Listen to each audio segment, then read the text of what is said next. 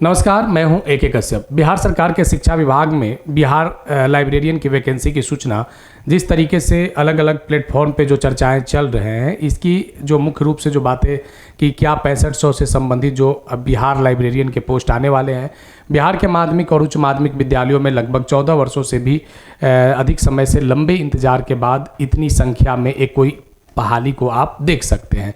तो बिहार में लगभग 5 लाख से भी अधिक आवेदन अगर वैकेंसी आती है तो संभावना है कि इससे ज़्यादा आवेदन आ सकते हैं। तो यहाँ पे आज समझेंगे कि किस तरीके से विभाग जो है वो प्रपोजल को तैयार कर रखा है और इसके लिए क्या महत्वपूर्ण जो योग्यता होने चाहिए, और साथ ही बात करेंगे कि ये जो शिक्षा विभाग का जो शाखा है बिहार लाइब्रेरियन जो स्कूल्स में नियुक्त होते हैं, तो उन लोगों का जो फाइल है वह कहाँ तक पहुँच चुका है, जो अलग अलग सूत्रों से ये बातें निकल कर आ रहे हैं। तो चलिए, सबसे पहले अगर अभी आप नए जुड़े हैं तो चैनल को जरूर सब्सक्राइब करके बेल आइकन को दबा दीजिएगा। वीडियो अच्छा लगेगा तो लाइक शेयर जरूर कीजिएगा। चलिए, सबसे पहले यहाँ पे शिक्षा विभाग से संबंधित उन पहलुओं पर बात करते हैं। 6500 लाइब्रेरियन का पोस्ट है। यहाँ पे ये 6500 लाइब्रेरियन का पोस्ट का प्रपोजल शिक्षा विभाग ने दिया है। अब ये जो बातें निकल कर आ रही है, प्रिंट मीडिया में ये सारे बातें चल रहे हैं कि बिहार में इस बार 14 वर्षों के बाद लाइब्रेरियन की बहाली एकदम निश्चित हो जाएगी, और ये भी एक संभावनाओं को आप तलाश सकते हैं कि जून के तीसरे सप्ताह तक इससे संबंधित आपकी नियमावली जो है वो इंट्रोड्यूस कर दिया जाएगा। क्योंकि अब भी जो चर्चाएं चल रहे हैं कि शिक्षा विभाग से फाइल जो है वह वित्त विभाग को जा चुका है। वित्त विभाग और विधि विभाग दो महत्वपूर्ण विभाग होते हैं जो इस प्रपोजल को स्वीकृति देने के बाद समान प्रशासन विभाग में ये चला जाएगा। समान प्रशासन विभाग से स्वीकृति मिलने के बाद इसे आखिरी स्वीकृति सरकार के कैबिनेट के द्वारा दिया जाएगा, और जैसे ही कैबिनेट की इस पे मुहर लगेगा तो आप मान कर चलिए कि आपके सामने बहुत कम समय होंगे जब बिहार लाइब्रेरियन का पोस्ट और उसके नियमावली को इंट्रोड्यूस कर दिया जाएगा। तो चलिए, सबसे पहले इस विषय को समझने से पहले हम लोगों को देखना होगा कि जो बिहार सरकार जो लाइब्रेरियन की जो बहाली को यहाँ पे दे रहा है, तो लगभग 14 वर्षों के बाद दे रहा है, तो क्या कुछ योग्यता से संबंधित बातों पर यहाँ पे मुख्य रूप से फोकस करना है। तो यहाँ पे देखिए, अगर आप बीलिब हैं या बीलिस हैं तो आपके लिए ये आपके लिए एकदम बिल्कुल अनिवार्य योग्यता है कि आपके पास के लिए पुस्तकालयाध्यक्ष के लिए आपके पास बीलिब या बीलिस की डिग्री होना आवश्यक है। अब देखिए यहाँ पे कि जो एज एलिजिबिलिटी क्राइटेरिया होता है, क्योंकि एक लंबे समय के बाद ये वैकेंसी आ रही है, 14 वर्षों के बाद आ रही है, तो अब यहाँ पे क्या होगा कि बहुत से लोग जो है वो सरकार के वैकेंसी ना आने के कारण अपर एज को क्रॉस कर चुके हैं। अब इस कंडीशन में सरकार क्या निर्णय लेता है, कितना छूट देता है, ऐसे अभी जो नीति निर्धारण है वह आपके यहाँ पे 21 से 27 वर्ष का यहाँ पे बिहार सरकार की पॉलिसी वैकेंसीज में निर्धारित है। 21 वर्ष मिनिमम यहाँ पे आपकी उम्र की योग्यता होनी चाहिए और मैक्सिमम 37 वर्ष।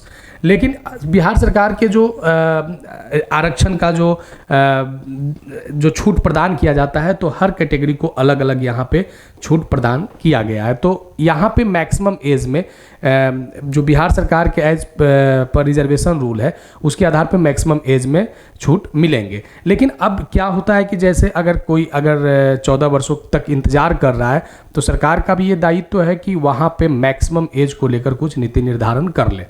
अब यहाँ देखिए, एक चीज़ को और यहाँ पे समझना है कि बिहार में जो लाइब्रेरियन के जो पोस्ट हैं, ये लाइब्रेरियन के पोस्ट की जो चर्चा चले हैं कि 6500 पुस्तकालयाध्यक्षों की नियुक्ति होगी और नियमावली तैयार।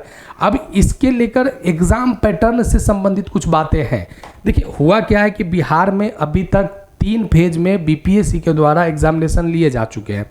उसके बाद बिहार में जो विद्यालय में नियोजित शिक्षक थे तो उनको एक्सक्लूसिव बनाने के लिए एक एग्ज़ाम लिया गया। लेकिन बीपीएससी के थ्रू जो एग्ज़ाम लिए गए हैं उसमें 2 स्टेज बनाए गए थे, एक जो स्टेट था और दूसरा जो था वो बीपीएससी था। यानी जो लोग स्टेट क्वालिफाई हैं वे लोग बीपीएससी के थ्रू सेकेंडरी और सीनियर सेकेंडरी में टीचर बने हैं।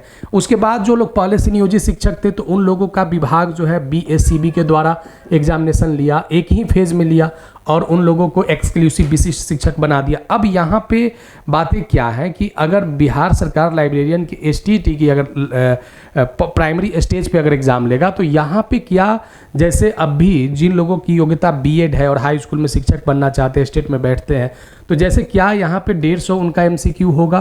तो ये महत्वपूर्ण बात है कि अगर लाइब्रेरियन का स्टेट लिया जाता है तो यहाँ पे एमसीक्यू यानी नंबर ऑफ क्वेश्चन कितने होंगे। ठीक उसी तरीके से जैसे आप जब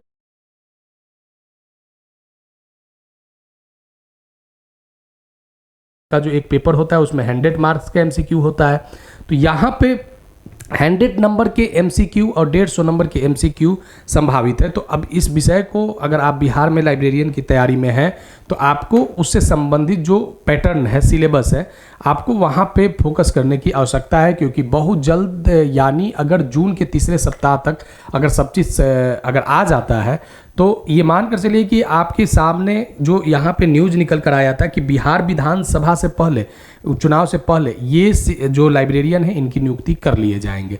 तो बहुत जल्दी इस प्रक्रिया को समेट दिया जाएगा यानी कंप्लीट कर लिया जाएगा। तो बिहार सरकार की एक बहुत बड़ी शिक्षा विभाग की उपलब्धि भी होगी, क्योंकि यहाँ पे बहुत लंबे समय से उन पदों का एकदम बिल्कुल माध्यमिक और उच्च माध्यमिक में बहुत सारे ऐसे लाइब्रेरियन के पद थे जो स्वीकृत बल के संख्या में कार्यरत बल कम थे।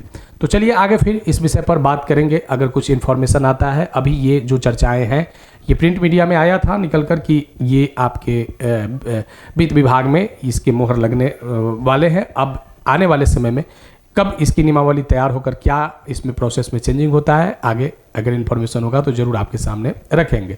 अगर अभी आप नए जुड़े हैं तो चैनल को जरूर सब्सक्राइब करके बेल आइकन को दबा दीजिएगा।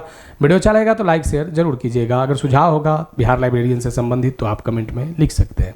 मिलेंगे आगे नेक्स्ट वीडियो नेक्स्ट टॉपिक में। धन्यवाद।